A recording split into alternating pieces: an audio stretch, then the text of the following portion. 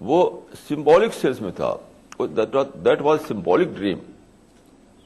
یعنی بیٹے گردن کاٹنا مطلب نہیں تھا, بیٹے کو فزیکل سینس میں سیکریفائز کرنا یہ مطلب نہیں تھا.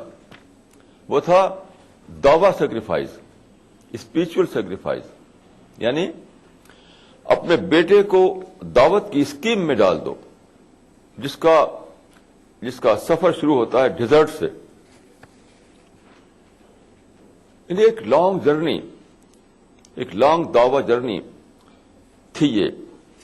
لیکن کہاں سے شروع ہو رہی تھی؟ اس کا اسٹارٹنگ پوائنٹ تھا ڈیزرٹ, جہاں پانی نہیں, جہاں رہنا گیا اپنے آپ کو ڈسٹرائے کرنے کا مطلب تھا وہاں. کیونکہ وہاں جب پانی نہ ہو, کھانا نہ ہو, کچھ بھی نہ ہو تو کیا مطلب وہاں جا رہے آپ, تو مطلب ہی کہ آپ اپنے کو مار رہے ہیں. تو یہ جو دعوی اسکیم تھی, یہ جو دعوی کی پلاننگ تھی, تو اس کا اسٹارٹنگ پوائنٹ جو تھا وہ ڈیزرٹ میں آ کر آباد ہونا, حضرت ابراہیم کے بیٹے اسماعیل کا اور آپ کی بیوی ہاجر کا. تو یہ تھی دعوی سیکریفائز, نہ کہ فزیکل سیکریفائز. اس لیے ان کو اللہ تعالیٰ نے منع کر دیا کہ تم ان کی گردن مت کاٹو, اور اس کے بدلے تم اس دمبے کو ذبح کر دو. تو مینا میں جو قربانی دی جاتی ہے وہ حضرت اسماعیل کے اس واقعے کی یادگار ہے. وہاں جا کر آدمی اس کو یاد کرتا ہے, اس اسپرٹ کو اپنے اندر انکلکیٹ کرتا ہے. وہ جو ہسٹوریکل ایونٹ وہاں ہوا تھا اس کو اپنے مائنڈ اس سے ایسوسیٹ کر کے, اس ہسٹری سے اپنے آپ کو ایسوسیٹ کرتا ہے. یہ مقصد ہے وہاں پر جا کر قربانی کرنے کا. اسی لیے قرآن میں ہے کہ لن ینال اللہ لحومھا ولا دماؤھا ولکن ینالہ التقوی منکم, کہ تم جو قربانی کرتے ہو وہاں پر مینا میں, تو خدا کو گوشت کی ضرورت نہیں ہے, خدا کو بلڈ اور فلیش کی ضرورت نہیں ہے, خدا کو تمہارے دل کی اسپرٹ کی ضرورت ہے. دل کی اسپرٹ, اس کا مطلب کیا ہوا کہ وہاں جا کر جو تم کو قربانی کرتے ہو حج کے زمانے میں, تو یہ کوئی ریچول جیسی چیز نہیں ہے. وہ اسپرٹ کو لینے کے لیے وہاں یہ کام کیا جاتا ہے. اس اسپرٹ کو انکلکیٹ کرنا, اس ہسٹری کو یاد کرنا, اس ہسٹری سے اپنے آپ کو ایسوسیٹ کرنا, اس ہسٹری سے اپنے آپ کو ریلیٹ کرنا, اور پھر اس سے یعنی سبق لینا. رہنمائے زندگی. مذہب کی نہ صوبوں کی نہ فرقوں کی فقط, واللہ کے ہر دل کی زبان ہے اردو. نہ دیے کا ہے نہ ہوا کا ہے, یہاں جو بھی کچھ ہے خدا کا ہے. یہاں ایسا کوئی دیا نہیں جو جلا ہو اور وہ بجھا نہ. سنا ہے ربط ہے اس کو خراب حالوں سے, تو اپنے آپ کو برباد کر کے دیکھ. بہت اچھا ہے, واہ واہ. دل سے اپنایا نہ اس نے, غیر بھی سمجھا نہیں. یہ بھی ایک رشتہ ہے جس میں کوئی بھی رشتہ نہیں. برسوں کی رسم و راہ تھی, ایک روز اس نے توڑ دی. ہوشیار ہم بھی کم نہیں, امید ہم نے چھوڑ دی. معیاری شعر و ادب اور اردو زبان کے فروغ کی جانب ای ٹی وی اردو کی ایک اور پہل. دیکھیے پروگرام انداز بیاں ہر پیر کا جمعرات دوپہر 2:30 بجے صرف ای ٹی وی اردو پر.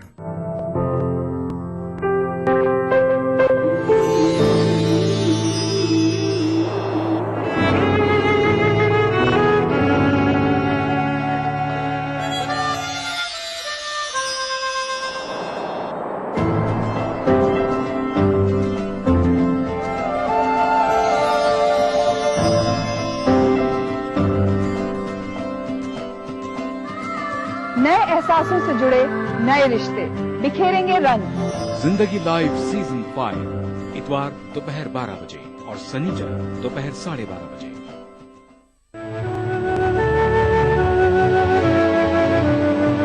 رہنمائے زندگی. آپ جانتے ہیں کہ آپ جیسے کہیں جائیں, تاج محل میں آپ جائیں تو اس ہسٹری سے آپ ایسوسیٹ کرتے ہیں اپنے آپ کو. وہ ہسٹری جو ہے 300 سال پہلے جو بنی تھی وہاں پر, اس ہسٹری سے اپنے آپ کو ریلیٹ کرتے ہیں، اور پھر آپ کے مائنڈ میں بہت ساری باتیں آتی ہیں، شاہجہاں کی، اس کی بیوی کی، وغیرہ وغیرہ. اسی طریقے سے جب آپ جاتے ہیں حج کرنے کے لیے وہاں پر، تو وہ ہسٹری جو بنی تھی، جس کو میں نے کہا کہ دعویٰ فیملی کے ذریعے ایک بہت ہی انوکھی ہسٹری، اس ہسٹری سے آپ اپنے آپ کو ایسوسیٹ کرتے ہیں، اس ہسٹری سے اپنے آپ کو ریلیٹ کرتے ہیں. یہ حج. تو یہ ہوا یعنی قربانی والا مسئلہ، جہاں آپ حضرت اسماعیل کے اس واقعے کو یاد کرتے ہیں اور اسپرٹ جگاتے ہیں اپنے اندر سیکریفائس کی، یعنی دعویٰ کے لیے سیکریفائس. وہاں پر جو قربانی دی جاتی ہے وہ سچ پوچھے تو اس بات کا پلیج لینا ہے، اس اسپرٹ کو جگانا ہے کہ میں دعویٰ ورک کروں گا، چاہے اس میں مجھے سیکریفائس دینا پڑے، کوئی بھی پرائز دینی پڑے، ہر پرائز کو دے کر کے میں دعویٰ ورک کروں گا. یہ ہے اسپرٹ جس کے لیے وہاں قربانی دی جاتی ہے. پھر دیکھیے جمرات وہاں پر ہیں، وہاں پر کنکری ماری جاتی ہے. اس کو کہا جاتا ہے کہ شیطان پر کنکری مارنا. یعنی تو یہ کیا چیز ہے؟ روایات میں آتا ہے کہ حضرت ابراہیم جب اپنے بیٹے کو لے کر چلے وہاں پر، جس کو کہتے ہیں قربان گاہ، جہاں سیکریفائس کرنا تھا ان کو، تو راستے میں شیطان آیا حضرت اسماعیل کو بہکانے کے لیے. اس نے اسماعیل سے کہا کہ دیکھو یہ تمہارے باپ کہاں لے جا رہے ہیں تم کو، جانتے ہو تمہاری گردن کاٹیں گے، اس لیے لے جا رہے ہیں تم کو. یہ روایت میں آتا ہے کہ شیطان نے آ کر کے، یعنی سیٹن جو ہمارا اینیمی ہے، تو سیٹن آیا اور اس وقت جو حضرت اسماعیل جو تھے، جو کہ یوتھ ایج میں تھے، تو ان کو بہکایا اس نے. تم جانتے ہو کہ تمہارا بوڑھا باپ کاٹ جا رہا ہے تم کو، تمہاری گردن کاٹنے کے لیے، مت اس کے ساتھ جاؤ. تو اس میں آتا ہے کہ حضرت اسماعیل نے کنکر سے مارا اس کو زمین میں. وہ کنکری تھی، وہ جانتے ہیں وہ زمین جو ہے وہ سب کنکر پتھر کی زمین ہے وہ، تو اس کو اٹھا کر کے مارا اس کو. اسی کی یادگار ہے رمی جمرہ، جس کو ہم کہتے ہیں کہ وہاں پر جا جو کنکری مارتے ہیں تو وہ اس واقعے کو دہراتے ہیں جو کہ اسماعیل نے کیا تھا. حضرت اسماعیل جا رہے تھے اپنی زندگی کو دعویٰ ورک میں اپنے آپ کو سیکریفائس کرنے کے لیے، تو شیطان نے روکنا چاہا، انہوں نے کنکری ماری اس کی. آج بھی جا کر وہاں سارے حاجی وہاں پہ کنکری مارتے ہیں سیٹن کو. دیٹ از سمبولک اسٹوننگ. وہ ریئل اسٹوننگ نہیں ہے، سمبولک اسٹوننگ ہے. وہ کس بات کی؟ اس بات کی کہ آپ اپنے اندر اس اسپرٹ کو جگائیں کہ سیٹن کو میں بھگاؤں گا اپنے سے دور. دعویٰ ورک میں کوئی بھی رکاوٹ اگر آئے گی تو وہ اس کو نہیں لوں گا، اس رکاوٹ کو، کسی ایکسکیوز کو نہیں لوں گا. ہر ایکسکیوز کو میں ختم کروں گا اور دعویٰ ورک کروں گا. میں ہر پرائز دے کر، ہر قیمت پر کروں گا اس کام کو. تو حاجی لوگ جب وہاں پر جاتے ہیں تو سمبولک اسٹوننگ کرتے ہیں. تو اس کا مقصد یہ ہوتا ہے کہ اسماعیلی اسپرٹ کو اپنے اندر جگانا. آج کل آپ پیپروں میں پڑھتے ہوں گے کہ اکثر ہر سال ایسا ہوتا ہے کہ وہاں لوگ دب کر مر جاتے ہیں کیونکہ اسٹیمپیڈ ہوتا ہے. یہ لوگ ہجوم کر کے جاتے ہیں اس میں. تو اس میں ظاہر ہے کہ وہاں پر اگر ایک آدمی گر پڑے تو اٹھ نہیں سکتا وہ. تو میں نے خود جب حج کیا تھا تو اتنا زبردست چاروں طرف سے دباؤ تھا، ہر طرف سے لوگ ادھر سے آ رہے ہیں، ادھر سے آ رہے ہیں. لگتا تھا کہ میری ہڈی پچھلی سب برابر ہو جائے گی، مر جاؤں گا میں. یہ ایک بالکل جاہلیت کی بات ہے، جھوٹا جوش ہے. یہ آپ کہیں دور سے کنکری پھینک سکتے ہیں، ٹائم بدل سکتے ہیں، صبح کے بجائے شام کے بعد صبح کو کنکری مار سکتے ہیں، یہاں تک کسی اور سے مروا سکتے ہیں. اگر آپ بوڑھے ہیں تو کہ جوان سے کہیں کہ میری طرف سے کنکری مار دینا، کیونکہ وہ سمبولک اسٹوننگ ہے. وہ دیٹ ناٹ ریئل اسٹوننگ.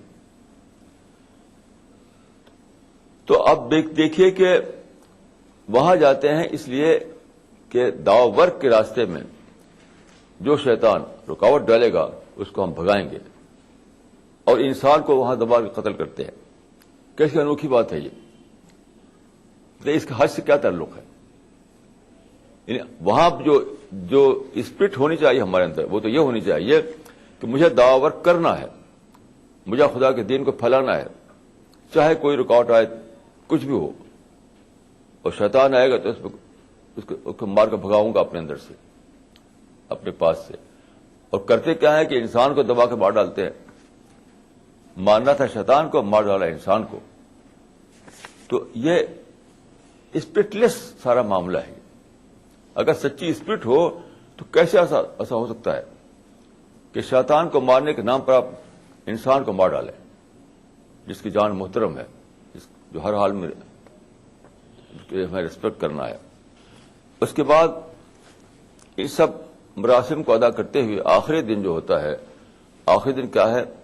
عرفات ایک بہت بڑا میدان ہے، کئی میل تک پھیلا ہوا ہے. وہ سارے حاجی وہاں اکٹھا ہوتے ہیں، سارے حاجی. اس کو کہتے ہیں عرفات، میدان عرفات. اور یہاں جو اکٹھا ہوتے ہیں سب سے بڑا رکن یہی ہے. حدیث میں آتا ہے کہ الحج عرفہ، یعنی عرفات کے میدان میں اگر تم پہنچ گئے، وہاں پر جا کر تم نے ذکر و عبادت کیا تو یہی حج تمہارا حج ہو گیا. سب سے بڑا جو آئٹم ہے حج کا وہ ہے میدان عرفات میں جا کر کے پہنچنا اور وہاں ذکر و دعا کرنا اور عبادت کرنا. آخری دن سارے لوگ عرفات میں پہنچتے ہیں. تو یہ جو عرفات کا میدان ہے، کہا جاتا ہے کہ حضرت ابراہیم یہاں آئے تھے.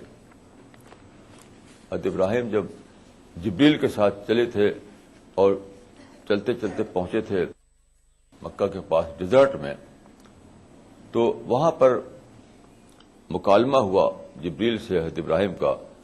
تو آپ نے حضرت ابراہیم نے فرمایا کہ عرفت میں نے پہچان لیا. مطلب یہ ہوئی جگہ ہے جہاں مجھے یہ ہسٹری بنانی ہے، دعویٰ ہسٹری جو مجھے بنانا ہے وہ یہی جگہ ہے. اس کو میں نے پہچان لیا. عرفت اسی سے اس کا نام عرفہ پڑ گیا. اب یہاں پر دیکھیے، اسی جگہ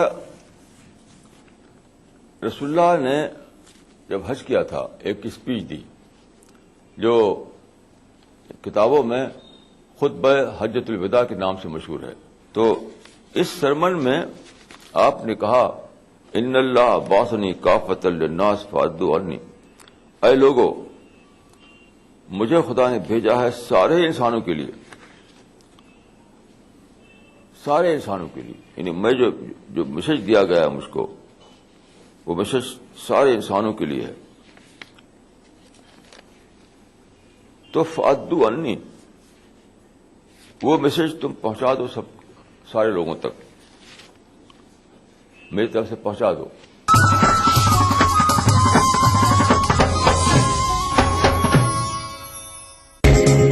ETV اردو پر اگلا پروگرام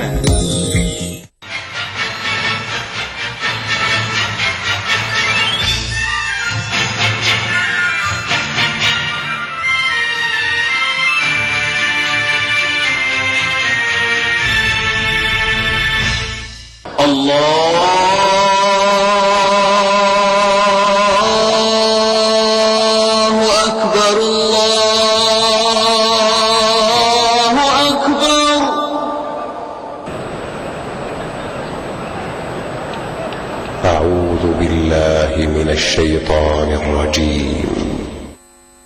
بسم الله الرحمن الرحيم. الحمد لله رب العالمين الرحمن الرحيم مالك يوم الدين إياك نعبد وإياك نستعين اهدنا الصراط المستقيم صراط الذين أنعمت عليهم غير المغضوب عليهم ولا الضالين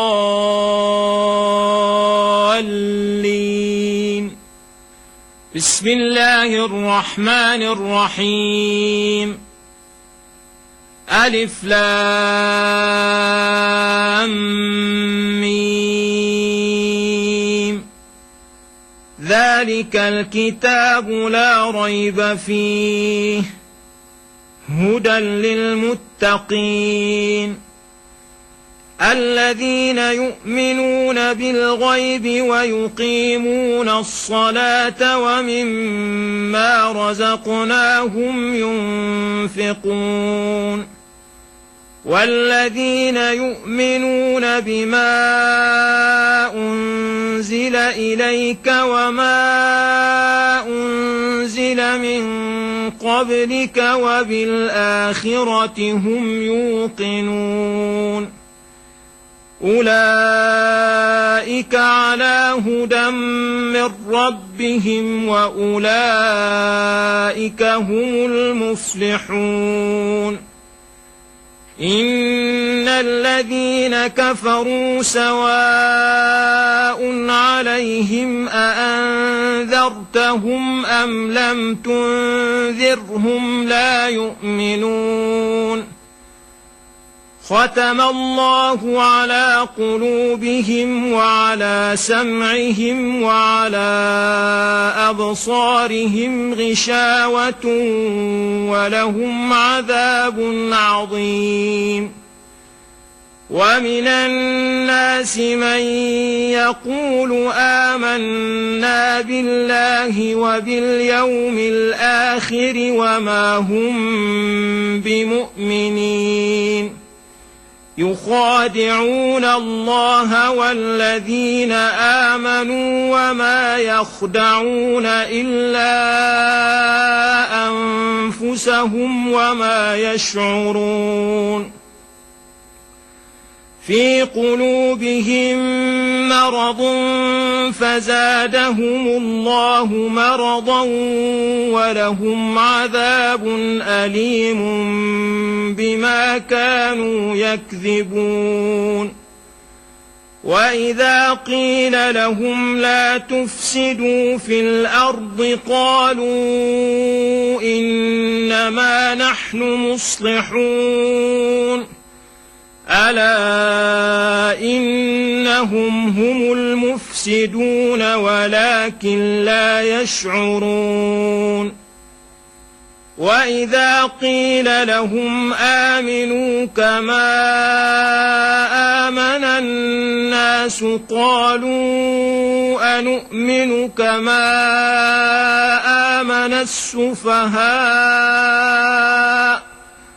ألا إنهم هم السفهاء ولكن لا يعلمون وإذا لقوا الذين آمنوا قالوا آمنا وإذا خلوا إلى شياطينهم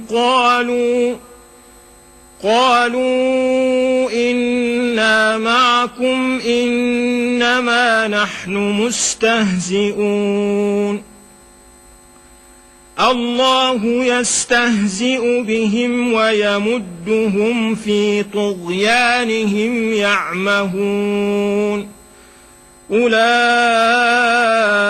الذين اشتروا الضلالة بالهدى فما ربحت تجارتهم وما كانوا مهتدين مثلهم كمثل الذي استوقد نارا فلما أضاءت ما حوله ذهب الله بنورهم وتركهم في ظلمات لا يبصرون صم بكم عمي فهم لا يرجعون أو كصيب من السماء فيه ظلمات ورعد وبرق يجعلون أصابعهم في آذانهم من الصواعق حذر الموت والله محيط بالكافرين يكاد البرق يخطف أبصارهم كلما أضاء لهم مشوا فيه وإذا أظلم عليهم قاموا ولو شاء الله لذهب بسمعهم وأبصارهم إن الله على كل شيء قدير يا أيها الناس اعبدوا ربكم الذي خلقكم والذين من قبلكم لعلكم تتقون الذي جعل لكم الأرض فراشا والسماء بناء وأنزل من السماء ماء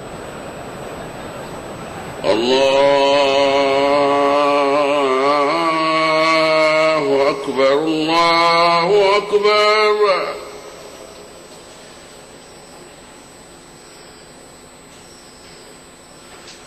الله أكبر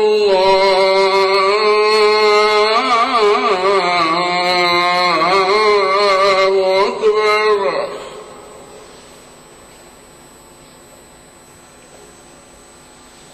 أشهد أن لا إله إلا الله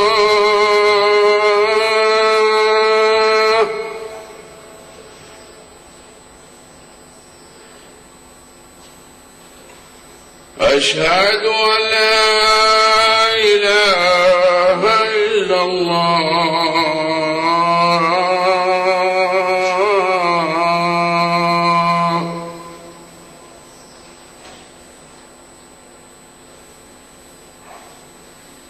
أشهد أن محمدا رسول الله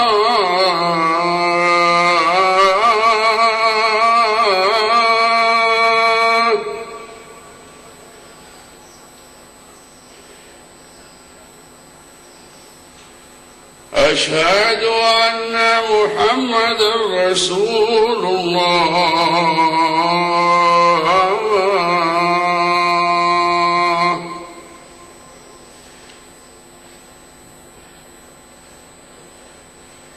حي على الصلاة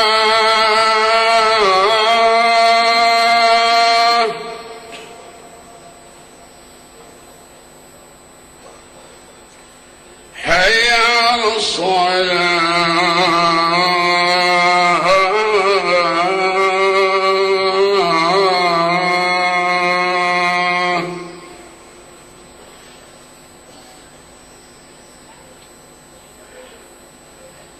حي على الفلاح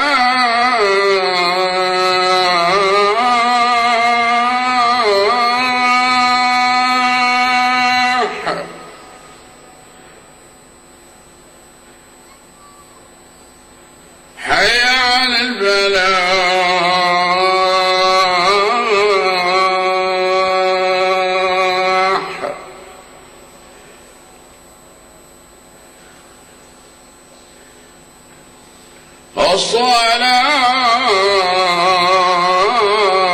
الصلاة خير من النوم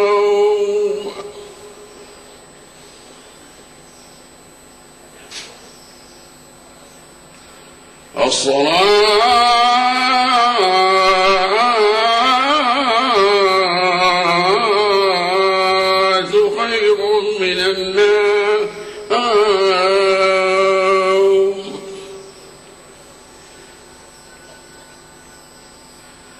الله أكبر الله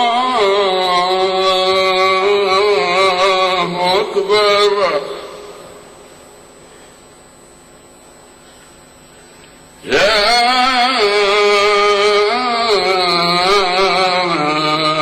إله إلا الله.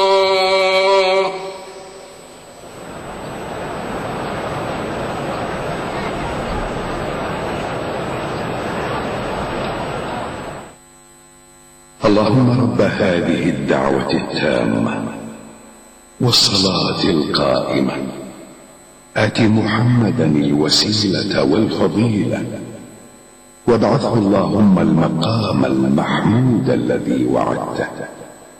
رضينا بالله ربا وبالإسلام دينا وبمحمد صلى الله عليه وسلم نبيا ورسولا.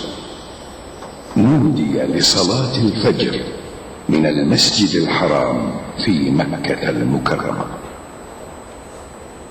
بسم الله الرحمن الرحيم، والحمد لله رب العالمين، والصلاة والسلام على أشرف الأنبياء والمرسلين نبينا محمد وعلى آله وصحبه أجمعين.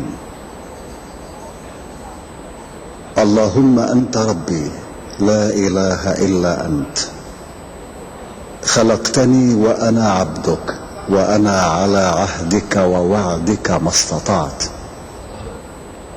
أعوذ بك من شر ما صنعت، أبوء لك بنعمتك علي وأبوء بذنبي فاغفر لي، فإنه لا يغفر الذنوب إلا أنت يا رب العالمين. اللهم حبب إلينا الإيمان وزينه في قلوبنا، وكره إلينا الكفر والفسوق والعصيان واجعلنا من الراشدين.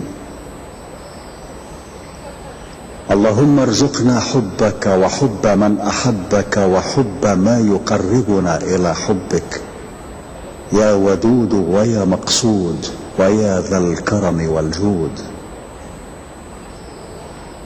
اللهم ارزقنا حب نبيك وصفيك وخليلك محمد صلى الله عليه وسلم،